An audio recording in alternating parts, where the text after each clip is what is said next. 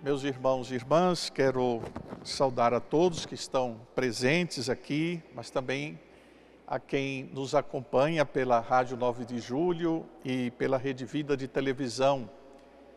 Quero também registrar aqui a presença do Padre Lucas, da Arquidiocese de Vitória, que concelebra esta Eucaristia conosco. Vejamos o que a Palavra de Deus hoje tem a nos oferecer no início deste novo ano litúrgico, início de um caminho que faremos na companhia do evangelista Lucas e que é para nós motivo de alegria, porque afinal de contas o Advento anuncia a chegada do Senhor. Vejam bem, ao longo da nossa vida nós já conseguimos realizar muita coisa. Talvez algumas coisas ainda estejam em projeto e nós não conseguimos ainda realizar, mas se a gente olhar para as coisas que nós já realizamos, nós veremos que elas aconteceram porque nós nos empenhamos para que elas acontecessem. E empenhar aqui significa se preparar bem. Assim é um casamento, assim é a chegada de um filho, assim é um concurso público, assim é um lugar para morar. Se formos pessoas responsáveis, esses acontecimentos altos da nossa vida, a gente percebe o quanto nos custa de renúncia e preparação. E, portanto, nada do que conquistamos é fruto de improviso. Improvisar pode ser um risco tremendo que pode colocar tudo a perder. Qualquer descuido na preparação dos projetos que nós temos para a nossa vida pode ser irreparável, pois pode não existir uma segunda chance. Pois bem, para nós cristãos, há um projeto que é o mais alto de todos. É o momento mais alto das nossas vidas. E para ele nós nos preparamos a vida inteira. Trata-se do nosso encontro definitivo com o Senhor. Sim, é bom pensar nisso. Nós teremos um encontro com Ele definitivo. Será ou no dia da nossa morte, ou quando Ele vier em sua glória, conforme Ele prometeu. Sim, nós cremos e assim dizemos no credo que Ele voltará para julgar vivos e mortos. Ele voltará na sua glória.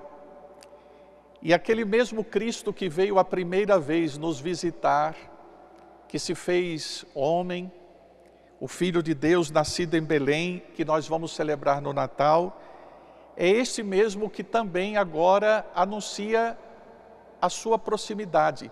Ele pode chegar a qualquer momento e a qualquer hora. Mas é verdade, portanto, que nós precisamos estar atentos a essa sua segunda vinda, quando Ele virá julgar vivos e mortos. Pois bem, é sobre este dia, o dia da segunda vinda do Senhor, que o Advento, no início, quer nos preparar. Ele vai nos preparando, dando pistas e orientações de como nós devemos esperar o Senhor que vem. Porque cremos, e assim dizemos, e assim proclamamos, que Ele virá uma segunda vez. Na minha meditação sobre esses textos, eu pensei em dividi-los em 6 recomendações que a Palavra de Deus nos oferece. A primeira recomendação para esperar a vinda do Senhor é confiar nas promessas de Deus. Vocês ouviram a primeira leitura. Ali nós temos uma profecia do profeta Jeremias. Esse profeta ele tinha uma missão muito complexa, muito difícil, porque ele precisava dizer ao povo, ou vocês se convertem, ou vocês serão destruídos. E é um tipo de mensagem muito difícil, né, de comunicar, sobretudo de ouvir. E o povo realmente não deu ouvidos ao profeta, e os babilônicos vieram e arrasaram com o povo e levaram para o cativeiro da Babilônia. exatamente como Jeremias havia predito. Levaram a maioria do povo para o exílio, destruíram o que puderam, depois voltaram 10 anos depois para aí arrasar o resto mesmo, derrubar o templo de Jerusalém e acabar com tudo. Mas o que impressiona no profeta Jeremias é que ele mostra que apesar de Deus ter advertido e o povo não ter escutado e tudo está agora destruído, Deus não desiste do seu povo. Esse povo de cabeça dura, esse povo que é surdo, que não quer ouvir a sua palavra. E ele não desiste pela mesma boca do mesmo profeta que anunciou a ruína, ele agora anuncia a salvação. Lá no cativeiro, escravizado, derrotado, o povo ouvia Jeremias dizer: naquele tempo, naquele dia, farei brotar de Davi a semente da justiça. Ora, o que quer dizer isso? Significa que o povo tem que ter esperança, porque o dia do Senhor virá e esse povo será libertado. E meus irmãos, isso de fato aconteceu. Aquele restinho de Israel que sobrou, aquele povo minúsculo e frágil que estava lá escravo na Babilônia, foi finalmente libertado e voltou. É claro, encontrou tudo destruído, mas é interessante como Deus agiu em favor do seu povo.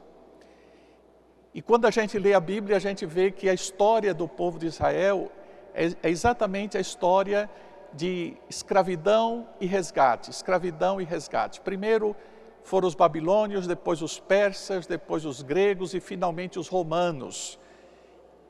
E aí é interessante porque quando Jesus vem ao mundo, ele vem justamente no tempo em que os romanos dominavam sobre o povo de Israel. Ou seja, quando ele veio, não era um descendente de Davi que estava ocupando o trono, mas era César, um romano e pagão. Aliás, domingo passado, na festa de Cristo Rei, a gente meditava justamente sobre essa tensão, porque Pilatos queria saber de Jesus: mas você é rei? Rei de onde? De quem? Porque ele olhava para Jesus e não conseguia vê-lo como rei.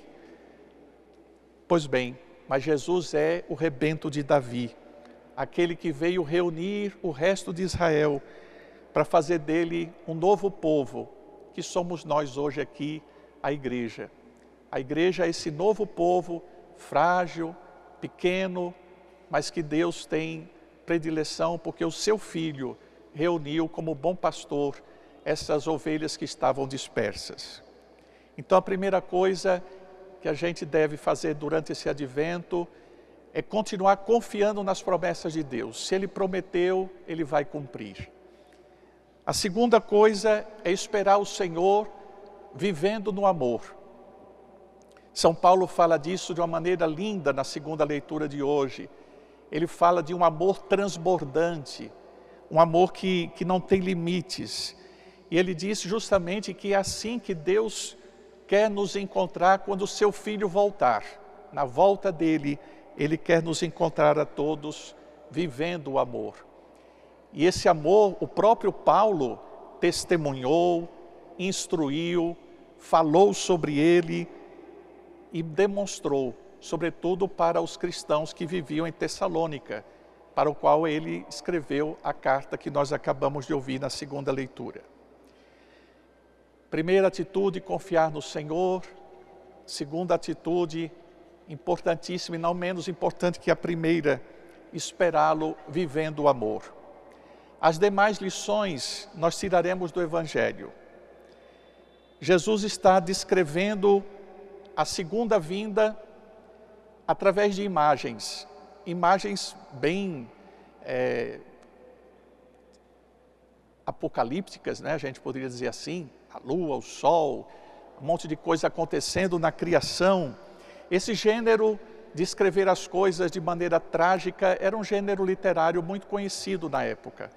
E Jesus usa dessa linguagem, que é uma linguagem figurada, para falar como será esse dia.